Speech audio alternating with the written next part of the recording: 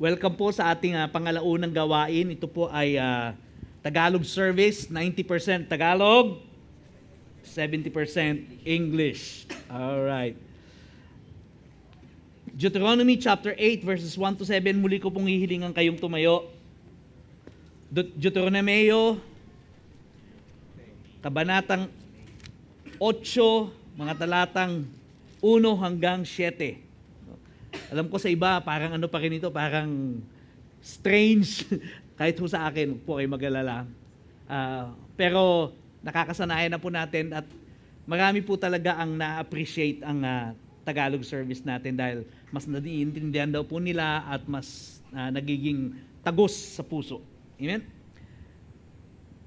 Deuteronomy or Deuteronomeo. Sundin ninyong mabuti ang mga kautosang ito na ibinigay ko sa inyo ngayon upang humaba ang inyong buhay, dumami ang inyong lahi, at makarating kayo sa lupang ipinangako ni Yahweh sa inyong mga ninuno. Alalahanin ninyo kung paano niya kayo pinatnubayan sa ilang sa loob ng 40 taon upang matuto kayong maging mapagpakumbaba. Sinubukan niya kayo upang malaman kung ano ang hangarin ng inyong mga puso at kung susundin niyo ang kanyang mga utos. Tinuruan nga kayong magpakumbaba. Ginutom niya kayo bago binigyan ng mana. Isang pagkaing hindi ninyo kilala ni ang inyong mga ninuno. Ginawa niya ito upang ipaunawa sa inyo na hindi nabubuhay ang tao sa tinapay lamang kundi sa bawat salitang nagmumula sa bibig ni Yahweh. Sa loob ng 40 taon, hindi kumupas ang inyong kasuotan ni hindi namaga ang inyong mga paa sa kakalakad. Itinanim ninyo sa inyong isipan na dinidisiplina kayo ni Yahweh ng inyong Diyos gaya ng pagdidisiplina ng isang ama sa kanyang anak. Kaya sundin ninyo siya sa pamamagitan ng pamumuhay na ayon sa kanyang mga utos at may paggalang sa kanya. Sapagkat dadalhin niya kayo sa isang mainam na lupain. Hindi po sa palasyo, kundi sa isang mainam na lupain. Lupaing sagana sa tubig, maraming batis at bukal na umaagos sa mga burol at mga kapatagan. Ito po ang salita ng ating Panginoon. Makakaupo na po tayong lahat.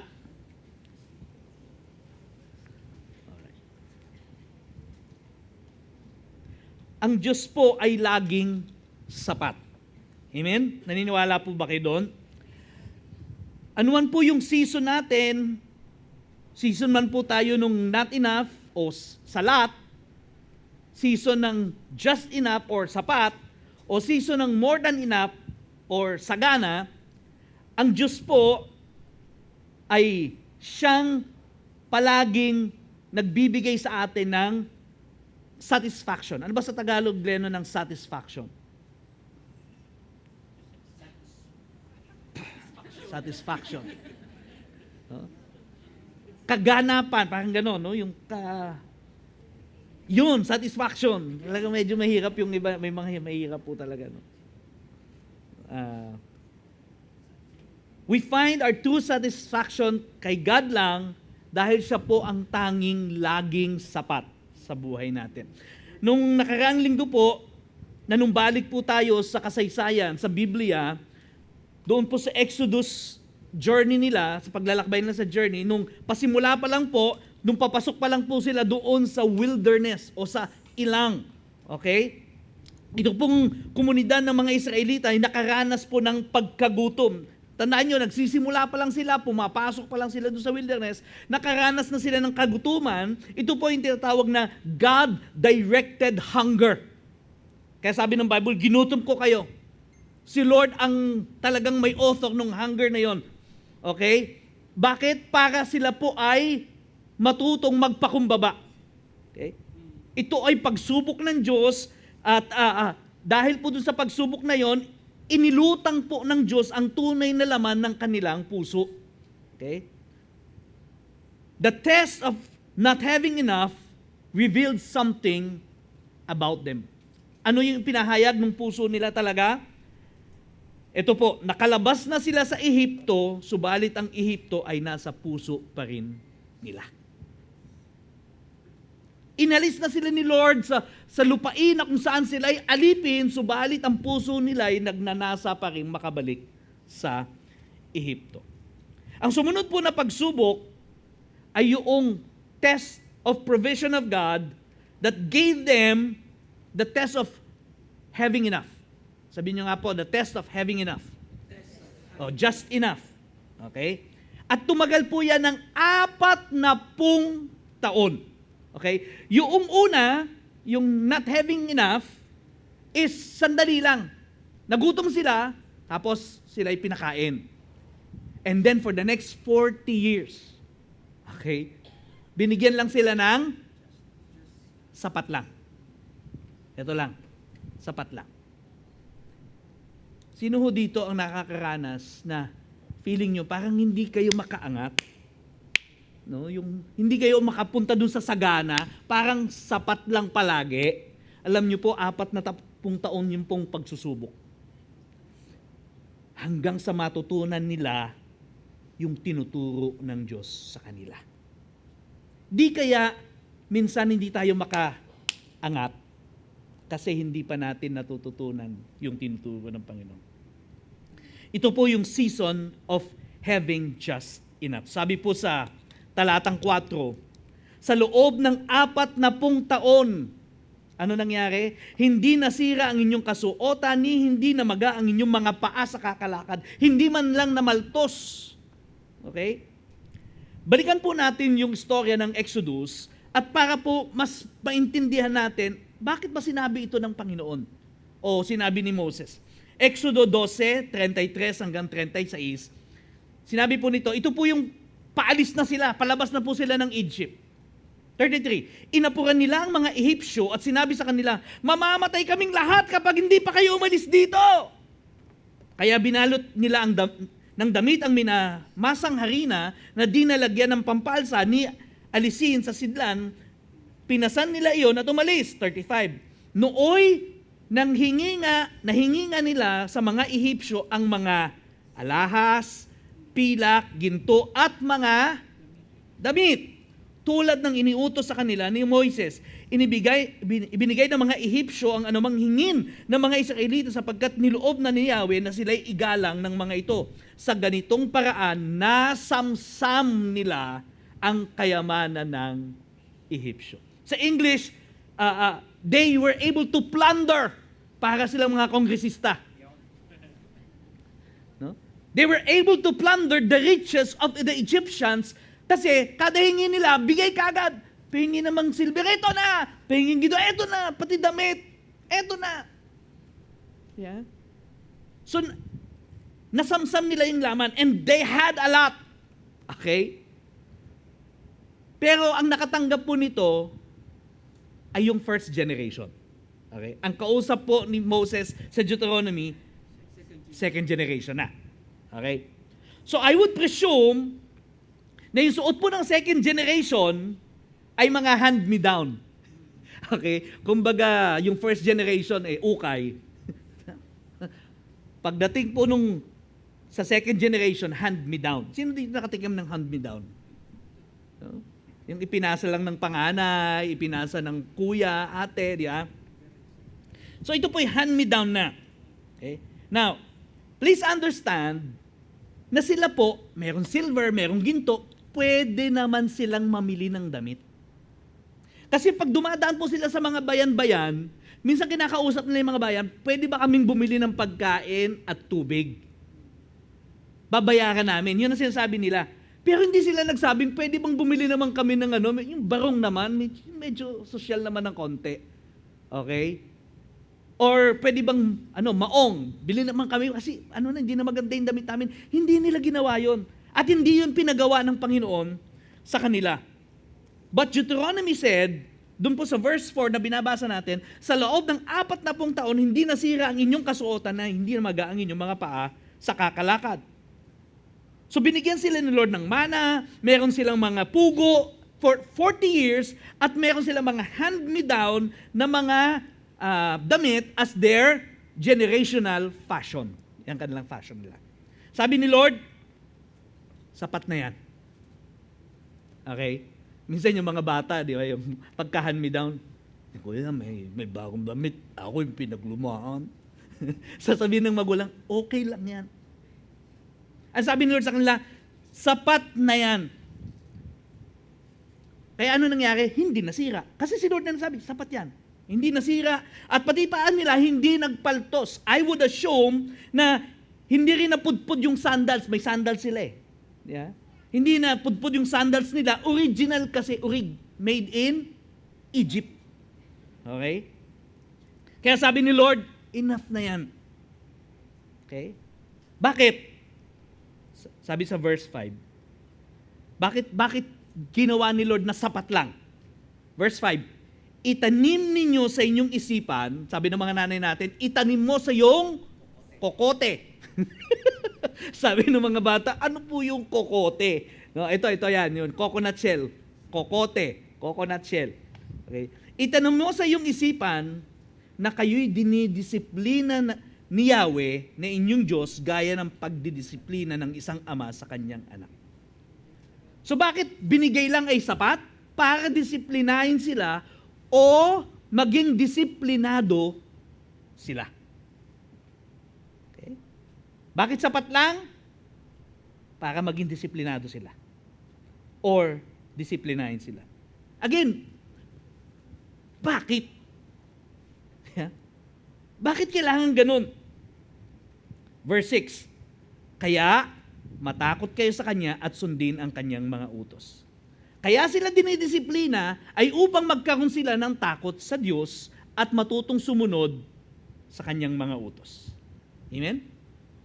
Discipline.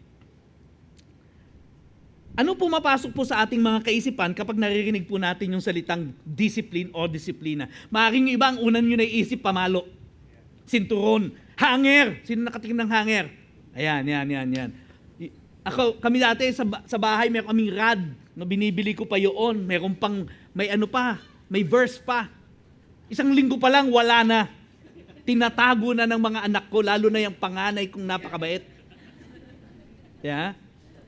Anong naiisip ninyo? Trauma, hagupit, latay, face the wall, time out. Yeah, minsan ngayon naiisip natin eh. Or maybe to some, when they hear the word yung discipline, ang naiisip nila yung mga daily regimen. Yeah, daily regimen, no, yung buhat, takbo, yeah? Early to sleep, early to wake up. Less sugar, no sugar. Okay? Daily walk, daily run. Yan yung kanilang discipline. Or, sa mga disciples ni Jesus, sa mga devoted, mga taga-victory, no? Siguro ang naisip nila pag sinabing discipline, morning devotion. Yeah. Morning devotion, daily prayer, 4 chapters of Bible a day, lalo na sa mga L113. Yan. Discipline. Tanong, ano ba yung biblical discipline? Pag narinig natin sa Bible discipline, ano ba ibig sabihin nun? Ano yung ini-imply nito? Nung sinabi po ni Moses sa mga Israelita, sa verse 5, gaya ng pagdidisiplina ng isang ama sa kanyang anak. Ano ibig sabihin nun? Yeah? Kasi ginamit yung salitang pagdidisiplina eh. Meron pong 2 salita sa Hebreo na pag tinranslate sa English ay discipline. Okay? Ito po yung Hebrew word na chinuk at yasar. Okay? Chinuk at yasar. Ano ba itong chinuk? Hindi po yan helicopter. Okay? Ng Amerika, Chinook yun. At hindi rin yan yung parang, ganun ka. Okay. Sinuk yun. Okay. Chinook refers to the overarching positive process of education, training, and dedication. So, positive. Okay. Yung yasar naman refers specifically to the active, corrective discipline needed to correct wrong. Ayan. Ang ginamit po sa salita na Hebreo, doon po sa Deuteronomy 8 na binasa natin, ay ang salitang, yasar. Okay? Yasar. Corrective. Yasar is a verb meaning to discipline, to chasten, to correct, or admonish. Ang goal po nito is to correct wrong actions, refine character, and remove bad habits. Ang approach po na ginagamit, it is often reactive. Okay. Ibig sabihin nun, pagka nagkamali si Lennon, dun pa lang tuturuan, didisiplinahin. Unlike yung Chinook, proactive. Oh, Lennon, halika, turuan kita paano magpiano, paano kumanta, paano magtennis. Paano po ba yan? Ayan. Proactive. Ito reactive. May maling ginawa o may maling forma, i-correct mo ngayon. Okay? Often reactive, correcting a mistake already made and can be with words or in a scriptural context through consequences. Sino dito nakatikim na ng consequence? No. Tell the truth or you will have consequence. The consequence, oftentimes, sometimes, yung consequence, ina-allow ni Lord to discipline us. Okay? Ang meaning po nito, literally, it means to turn the head. Okay? Or to turn to another direction. Implying a correcting path that is going astray. Sa pag medyo naliligaw ka na ng landas, medyo hindi na diretso ang yung lakad, anak, sandali, dito ka. Okay? It is often considered fatherly training designed to lead to rest and delight. Kaya yung ginagawa na parang isang ama ang nagtuturo sa'yo, para dumating ka sa puntong pwede kang makapagpahinga, maging mapayapa ang buhay mo, at maging maalwan, sabi ng iba, maalwan, maayos ang iyong pamumuhay. The just enough season is God's instrument para po disiplinahin yung kanyang mga tao. Yung mga panahon na, ang sabi sa English, we barely get by. Okay? Walang extras, no elbow room, ni hindi ka makapagkape. Kung magkakape ka, kahit 3-in-1, parang ang hirap. Yung ano na lang, yung black coffee na Nescafe ginaganon. Sa bahay na lang, wag na yung bumili. Diba? Walang elbow room, no leeway. Now, hindi po ibig sabihin nun, kapag dumating tayo sa ganung punto, hindi ibig sabihin nun, kuripot si Lord. Amen?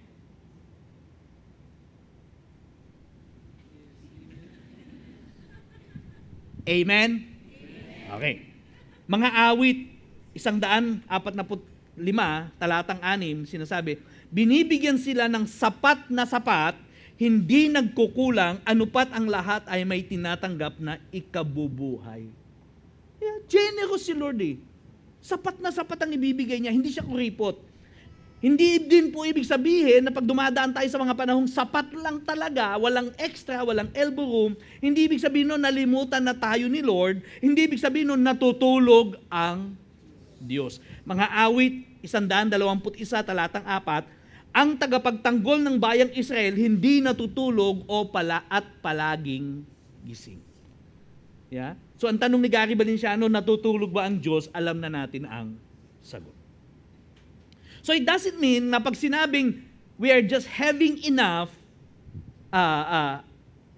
hindi ibig sabihin ng kuripot si Lord. So anong ibig sabihin nun? Ano ibig sabihin kapag dinidisiplina tayo? No? Ano ba yung biblical discipline implication doon sa verse 5?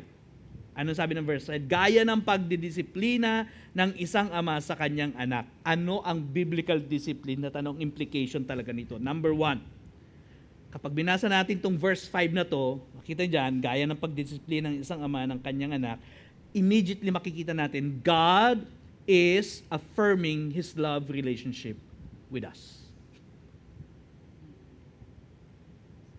Hindi sinabing coach, hindi sinabing master, ang nagdidisiplina, gaya ng isang ama. Mahal tayo ni Lord. Yeah. It speaks of father and son relationship. Yung mga ibang bata po, maaaring hindi na nakikita na yung pagdidisiplina ng kanilang anak, dahil sa pagmamahal, nakita nila, pinapahirapan ako, pagod na nga ako, sige pa rin, practice pa rin, piano pa rin. Di ba? Gusto ko nang manood ng video games, piano pa rin, sabi ni Daddy Lennon. Di ba?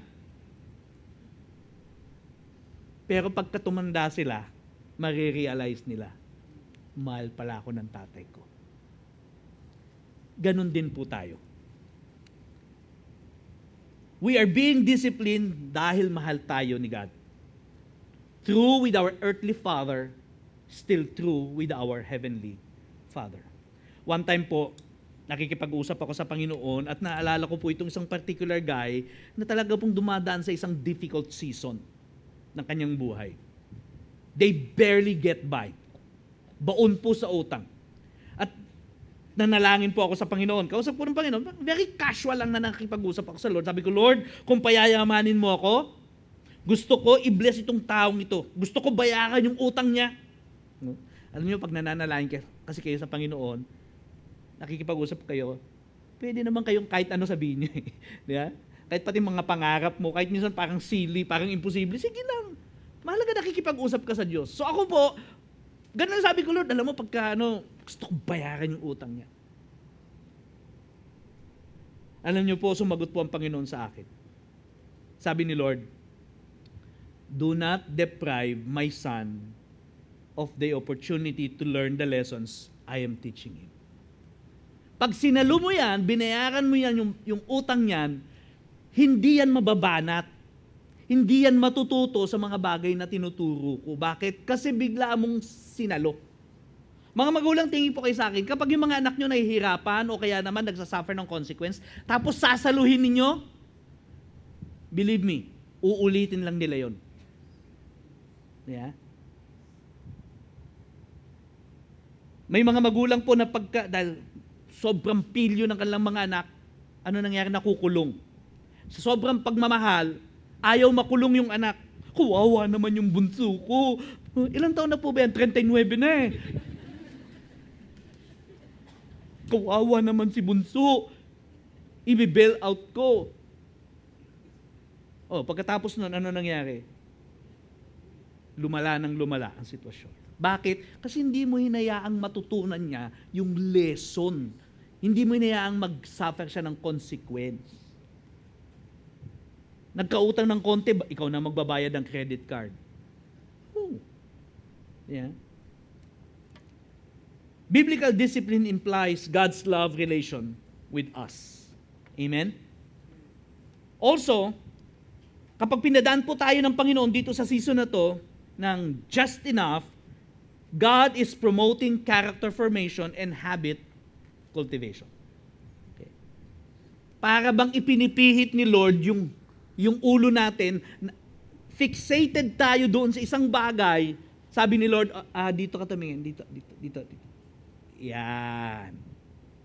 Di ba? Minsan ganun tayo eh. May gusto tayo, meron tayong nakasanayan, dito tayo. Pero sabi ni Lord, hindi, dito ka. Dinedirect tayo ni Lord. Sa Tagalog, ipinapanuto tayo ng Diyos. Yan. So, inuna ko na yung English, bro, para mas maintindihan. Okay? Pagka nag-exam naman kayo sa Pilipino, Tagalog, yan naman ang nakalagay, di ba? Panuto. Yeah? Isulat sa kanan ng malaking letra ang tamang sagot. Yan. Dinidirect tayo ni Lord. Binibigyan niya tayo ng instruction. He's turning our head towards another direction. Anong ginagawa niya? Ini-strip na tayo dun sa mga tawag sa English, insatiable desires. Yung mga pagnanasang halos parang hindi mapunan. Okay? Nire-refine niya yung ating karakter, dinidevelop niya sa atin yung magkaroon tayo ng contentment, magkaroon ng self-control, matuto tayong magsabi ng no sa mga unnecessary and emotional purchase. Hello? Yeah? Saving us from being a victim of Shopee Budol. Yeah? Tinuturuan tayo ni Lord ng delayed gratification. Alam niyo minsan, ewan ko kung nakakaranas kayo, nun yung pag nakita ko sa Shopee, ay, ang ganda nito, bagay sa akin to, bibilin ko to, pagka sumweldo, bibilin ko na yan. Nung dumating na yung sweldo, nandyan na, tapos pag-click mo ganon, magkano nga yan? 1,200. Parang hindi ko pa siya kailangan. 1,200, hindi ko pa siya kailangan. Di ba? Delayed gratification. Hindi yung area ka ng area. Di ba? Minsan parang, ano ba, tinitipid ko ba yung sarili ko sobra? Hindi po. Tinuturuan tayo ni Lord. He corrects us, lalo na pagka may mga mali tayong desisyon patungkol sa pera natin. No? Lalo na yung mga mahilig dyan sa credit card. No? Ang tawag natin dyan ay signs and wonder. Bakit? Pagkatapos mong mag-sign, darating yung bill, you wonder.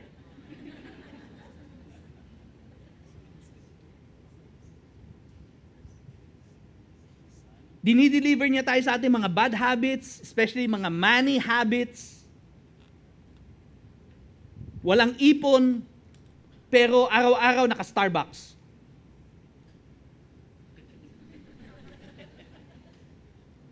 Walang ipon yun, pero nag-Starbucks. Yeah. Ini-instill niya sa atin mga bagong habits, no, na God glorifying. Yung bad habits natin sa pagtatrabaho, inaalis ni Lord. Meron po ngayong sumisikat na kasabihan, palagay ko matagal na rin naman ito. Anong sinasabi? Don't work hard, work smart. Nakinig niyo na ba yan? Okay. Maganda po yun. Pero mag-work ka muna. Hindi pwedeng work smart pero wala kang trabaho. Work muna. O kaya, gusto mo mag-work smart pero tamad ka sa trabaho. Hindi po pwede. Kailangan masipag ka sa trabaho, then you can work smart eventually. O kaya naman, di mo inaaral yung trabaho mo. Ayaw mong matuto ng ibang skills. How can you work smart? Yes, work smart, pero remember, ang sabi ng Biblia, God promotes working hard. Sabi po sa mga ngaral, 9 Gs, anuman ang ginagawa mo'y pagbuhusan mo ng iyong buong makakaya. Sa English yan, work hard. Do your best. Sabi ng 2 Thessalonica 3 Gs, nang kami ay kasama pa ninyo, ito ang itinuro namin sa inyo, ang ayaw magtrabaho ay hindi dapat kumain. Yung ayaw magtrabaho, wag pakainin. Okay? Mga nanay, ayaw magtrabaho, wag pakainin ng anak. Pwede kaya yun? You see, work is not a curse. Akala kasi ng iba, nung sinumpa si Adan, binigyan siya ng sumpa ng trabaho. Sabi niya, yung lupa na yan, manggagalang yung kakainin dyan at pawis at dugo bago ka makaani. Kita mo, pastor, sumpa ang work. Hindi po sumpa yun. Okay? Dahil sa Genesis chapter 2:15, bago pa po magkasala si Eva at si Adan, ito nang nangyari. Iniligay ng Panginoong Yahweh ang tao sa halamanan ng Eden upang ito'y pagyamanin at pangalagaan. Meaning to say, wala pang sumpa, ang komisyon na ni Lord sa kanila, alagaan nyo to, trabahuin nyo ito, cultivate nyo ito, kasi ito ay blessing. Are you with me? Sino may work? Taas ang kamay. Yan ay isang blessing. Amen.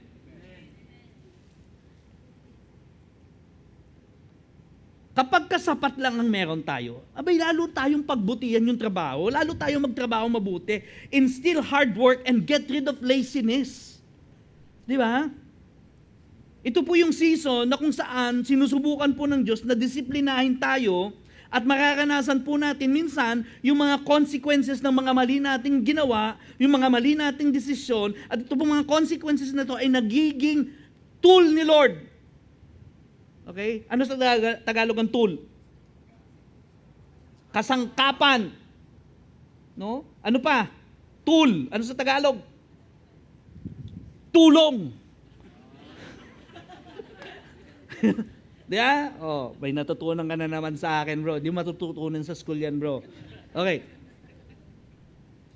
This is God's tool to teach us and shape yung character natin. And when we realize na ang lahat pa lang ito ay dumadaan tayo dahil ino-orchestrate ito ng Diyos para sa ating ikabubuti.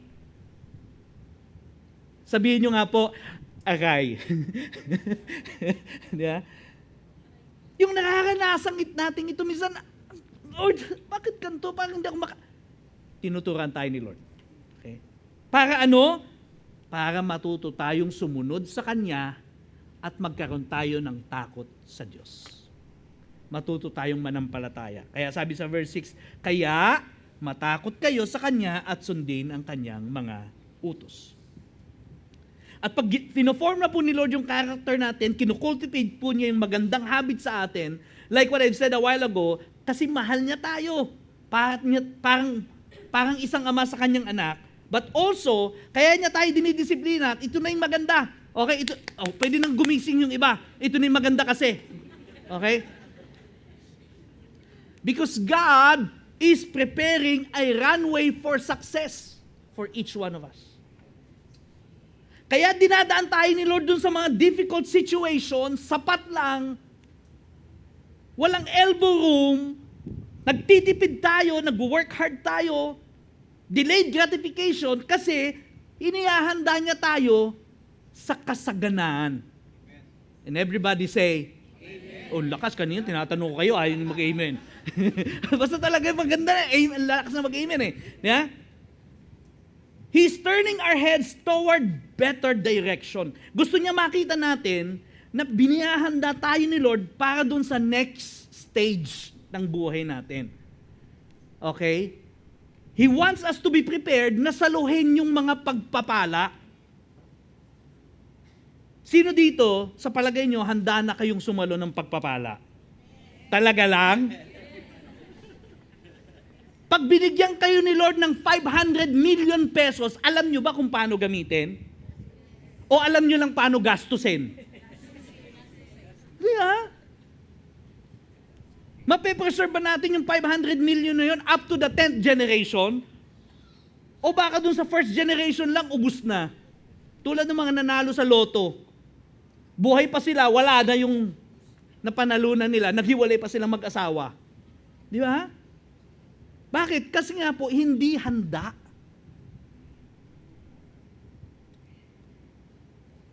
Verse 7, sabi niya, di ba, verse 6, sabi niya, ano sabi niya sa verse 6? No? Verse 5, inihanda niya kayo, matutunan yung sundin ito, yung inuutos ko, bakit? Sapagkat kayo'y dadalhin niya sa isang mainam na lupain. Lupaing sagana sa tubig, maraming batis at bukal na umaagos. Bakit daw? Bakit sila dinidisiplina? Sapagkat darating tayo sa palasyo. Hinihanda tayo ni Lord for success. Yun yung gusto niya, kapatid. Hindi lang para pahirapan tayo. Our God is a good God. Amen? Truth be told, sa totoo lang, kaya namang ibigay ni Lord ng pangangailangan natin, pati yung mga desire natin, in a snap. Naniniwala po ba kayo doon? Sa magitan nga lang po ng salita niya, sabi niya, let there be ting, let there be ting, let there be ting, let there be ting. Lahat ng ginto, diamante, opal, ruby, lahat ng mga mamahaling iniisip natin, in a snap ginawa ni Lord yun eh. Yun pang tuition fee lang? Pambayad sa bahay? Hindi pang renta ha? Pambayad sa bahay? Pang renovate? Kaya naman ni Lord yun in a snap.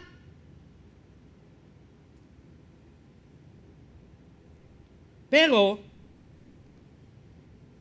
hindi niya gagawin yun. Bakit? Because God is more concerned with our character than our comfort. God is more concerned with our character than our comfort. Our ultimate comfort is not here on earth, mga kapatid. Not of this world. Ang ultimate comfort po natin sa presensya ng Diyos pagdating natin sa Kanyang kaharian. No wonder, pinadala niya ang ating Panginoong Hesus. Because only when we believe in Jesus that we could truly attain yung tinatawag na ultimate comfort to be with God forever. Marami po sa atin, pag narinig natin, kanina kinakanta natin yan, pag narinig natin yung green pastures, diya? Ano yan? luntiang pastulan, sabi ng awit natin. Ang naiisip natin, siyempre abundance. At ang picture na pumapasok sa isip natin ay ganire. Click! Ayan. Yeah? Green pastures. Ano kung saan, talagang kahit saan ka tumingin, talagang ang daming damo. Sindihan mo lang, sabog ka na. Iba pala yun. Sorry. Nakita ko kasi si Jarod eh. Yun yung idea natin. Pero, ang green pasture po, doon sa Psalm 23 ay iba. Ito po yung picture ng green pasture. Kasi po, si David nagpapastol sa Judean wilderness. Judean desert. Disyerto po yan. Mabato po yan. At limited po ang ulan dyan at limited ang yung dew, yung precipitation po mula sa Mediterranean Sea. Yun lang po ang nagdidilig dyan. Kaya nagkaaroon po ng mga patches. Kaya anong ginagawa ng mga pastol? Iginagabay niya ang mga tupa niya papunta doon sa may mga green patches. Kaya ang sabi ng Bible, He leads me green pastures. Yeah? He makes me lie down green pastures. Sapat. At pag natapos na, wala na, nada, awanin, sasabihin ng pastol, alis na tayo!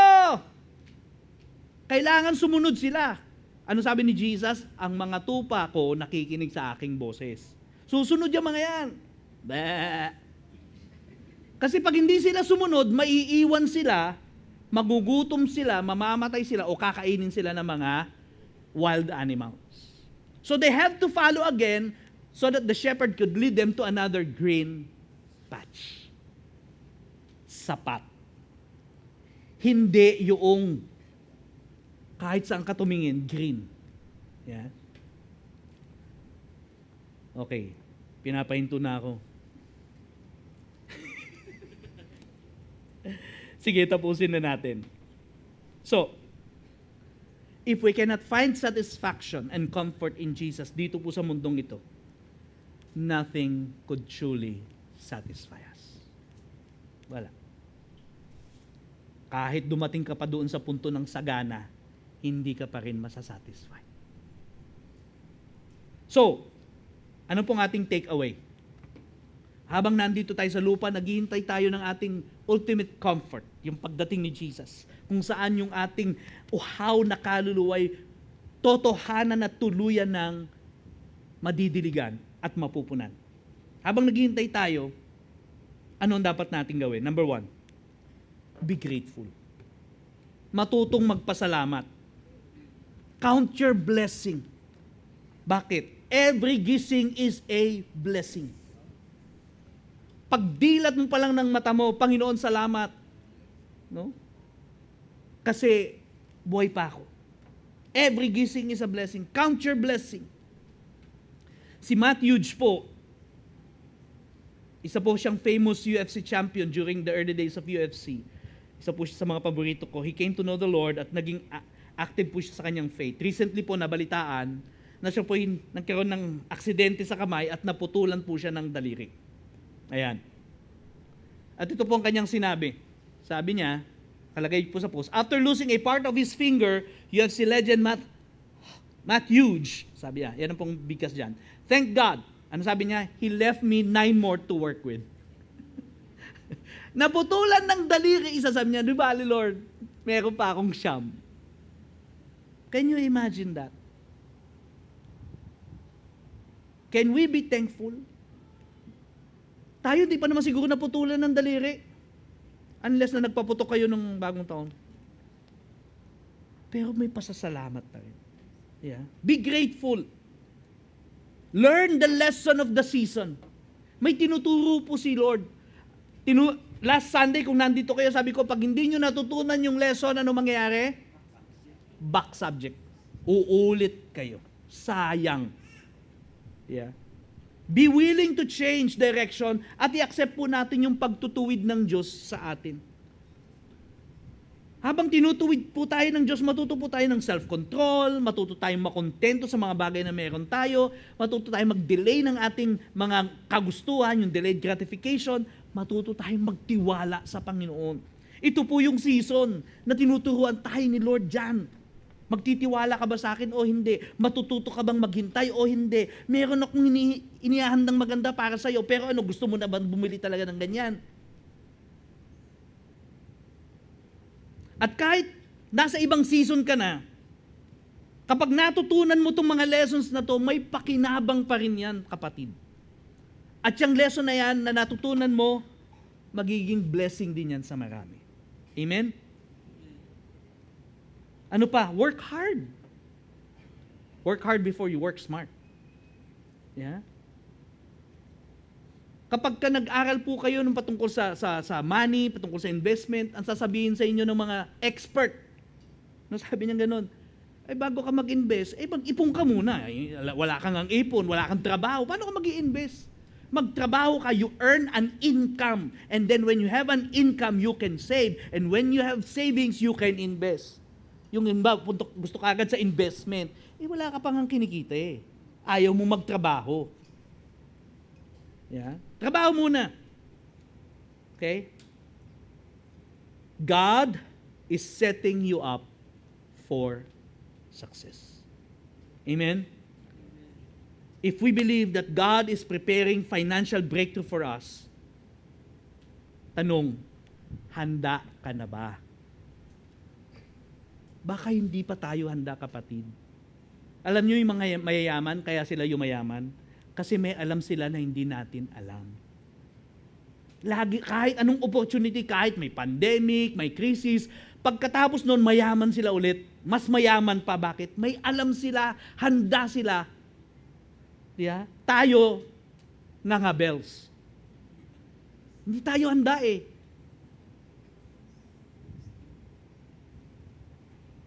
Lastly na ako Please understand na yung pagdidisiplina po ni Lord sa atin is meant for us to learn how to consistently follow the commands of God. Minsan kasi hindi tayo consistent. Susunod, magdidisobey. Susunod, magdidisobey. Pag medyo nasaktan na, sige Lord, susunod na ako ulit. Pag medyo maluwag-luwag, ayaw na ulit. We must learn to consistently obey. Sabi po sa verse 5 ng binabasa natin. English po ito.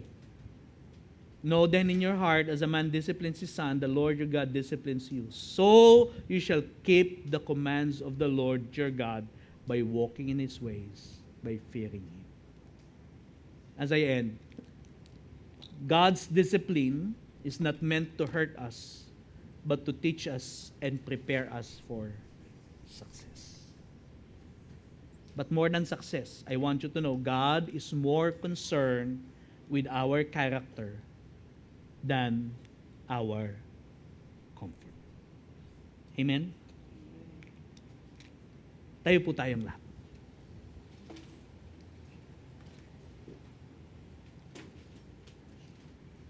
Lahat po ng nararanasan natin na parang either kapos, salat, o kaya naman sapat lang, yan po ay paghahanda ng Diyos sa atin. Amen? Kailangan lang po natin matutunang pagtiwalaan ng Diyos, sumunod sa Diyos. We will pray, but we will also take up our offering. Pwede po bang iangat ninyo, hawakan ninyo ang inyong envelope.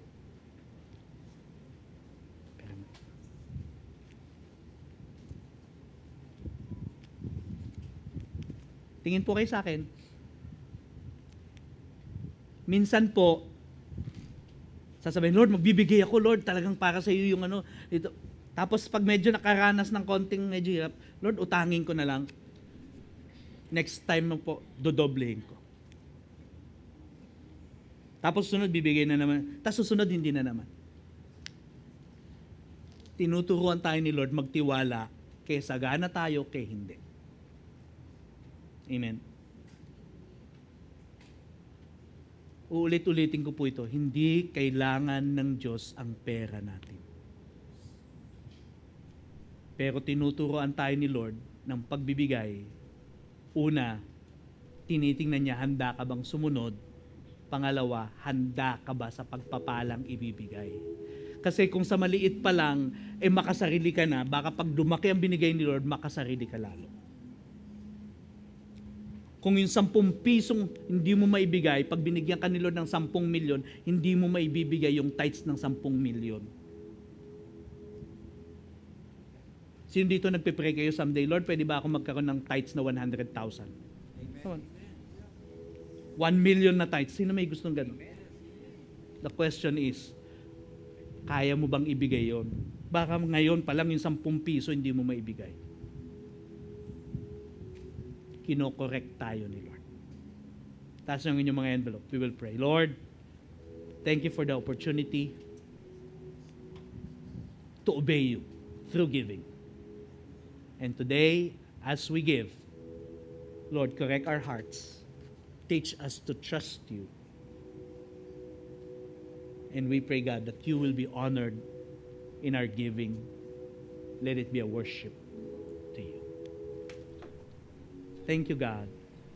In Jesus' name, amen and amen. Palakpakan po natin ang Panginoon. Makakaupo muna tayong lahat. We'll take up our offering. And then after that, Roy will go up and speak a blessing to us.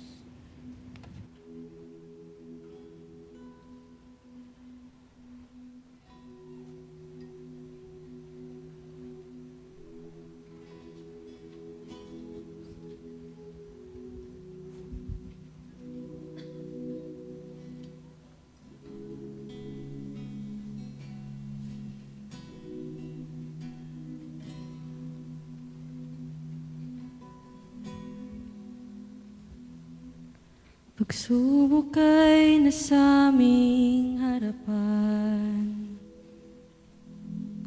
lakas mo ay dama sa kahinaan.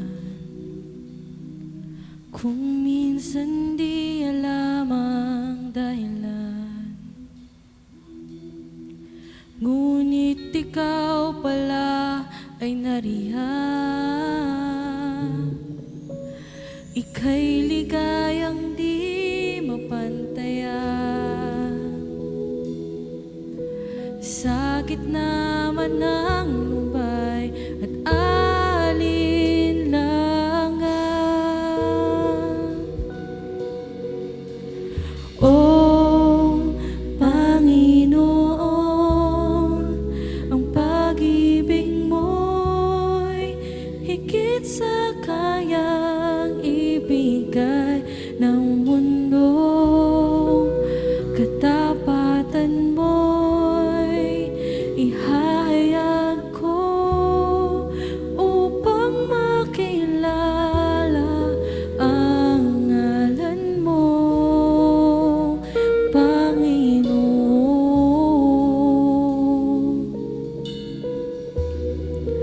O Panginoon, Jesus, ika'y nasa aming harapan. Ikaw ay dama sa kahinaan. Ikaw lamang ang tanging dahilan. Ang iyong presensya'y laging nariyan.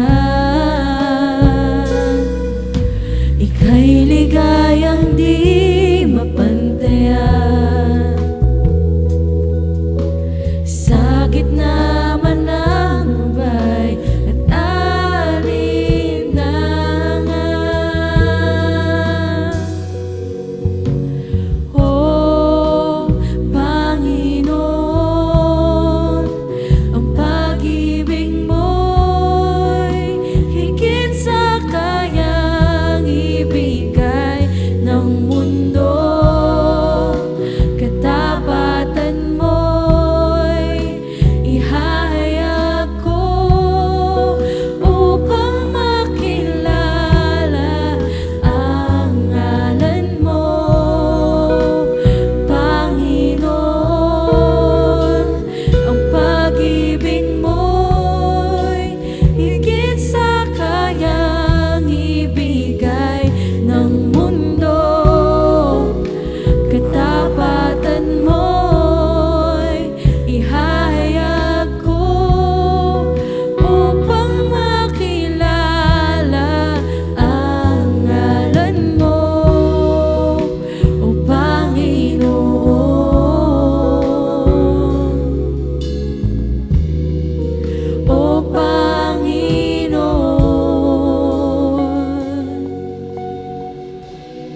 Tumayo po tayong lahat. And as I pray a prayer blessing to all of us, let's lift up our hands right now. And I'm gonna read this verse in Psalm 67. At i-claim po natin ito, salita ng Diyos. Psalm 67, May God be gracious to us and bless us and make His face to shine upon us, that your way may be known on earth, your saving power among all nations. Let the peoples praise you, O God. Let all the peoples praise you. Let the nations be glad and sing for joy, for you judge the peoples with equity and guide the nations upon earth. Let the peoples praise you, O God. Let all the peoples praise you. The earth has yielded its increase. Amen. God, our God, shall bless us. God shall bless us. Let all the ends of the earth fear Him. Lord, we claim your words here in Psalm 67. And Lord, as you teach us, Lord, and discipline us, Lord, may we receive your grace to obey you and fear you more than anything else, Lord, so that we will be a blessing to many just as you purpose us to be. Salamat, Panginoon. Lord, gabay niyo po kami. Bless us, Holy Spirit. In Jesus' name we pray. And everybody say, Amen and Amen. God bless and see you next Sunday sa susunod nating tatalakayin, More Than Enough. And Happy Mother's Day once again po sa mga nanay. Enjoy the rest of your Sunday.